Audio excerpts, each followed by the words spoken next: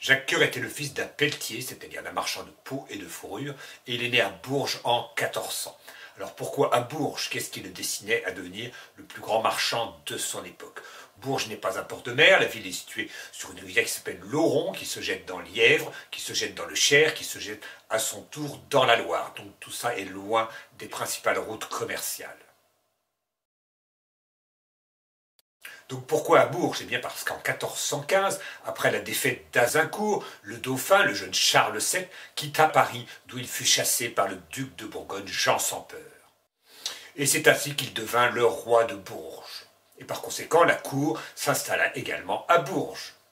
Et Jacques Coeur saisit l'occasion pour devenir le fournisseur de la cour en produits d'Orient. Il était proche de ses clients, mais pas tellement de ses fournisseurs. C'est pourquoi en 1432, il accomplit son premier voyage vers le Levant, c'est-à-dire ce qu'on appelle aujourd'hui le Proche-Orient. Et il développa ses affaires, il traça des routes, il établit des comptoirs et réunit une flotte de navires marchands qu'on appelait des galets, mais qui ne sont pas du tout des galères. À l'intérieur des galères, il y a des rameurs, donc il n'y a pas de place pour les marchandises. Les galets sont des bateaux à voile. Et il fit donc le commerce avec le Levant, mais tissa aussi tout un réseau commercial, d'abord vers Montpellier, puis Lyon, qui est relié à la Méditerranée par le Rhône, Avignon, Limoges, Rouen et Paris. Et il gagna ainsi beaucoup d'argent, et il en prêta énormément au roi, qui en avait bien besoin.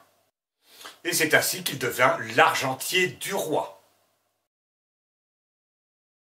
Et il parvint notamment à enrayer la dévaluation de la monnaie. La dévaluation, c'est-à-dire sa perte de valeur.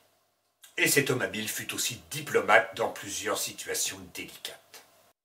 Voilà un homme fort utile, mais qui devait faire bien des envieux, et il fut accusé d'alchimie, c'est-à-dire de fabriquer de l'or à partir du plomb, grâce à la pierre philosophale que recherchent les alchimistes. Est-ce ainsi qu'il faisait fortune? Bien entendu, pas du tout. Quoique, Jacques Coeur s'était rendu compte que la valeur de l'or et de l'argent n'était pas la même en Orient et en Occident. Car en Occident, il n'y a pas ou peu de mines d'or, et en Orient, il n'y a pas non plus de mines d'argent. Par conséquent, le cours de l'argent est plus élevé en Orient et le cours de l'or est plus élevé en Occident. Il spécula donc, à l'occasion de ses voyages et de son négoce, sur cette différence de valeur. Il fournit de l'argent à l'Orient et de l'or à l'Occident. Et il se trouve que l'argent se trouve principalement dans les mines de plomb argentifère. Il acheta donc des mines de ce genre dans le Forez, la région de Saint-Étienne. Et c'est ainsi qu'en effet, il transformait le plomb en or, mais non pas grâce à la magie, grâce à l'intelligence. Tout lui réussissait et on disait « Le roi fait ce qu'il peut, Jacques Coeur fait ce qu'il veut ».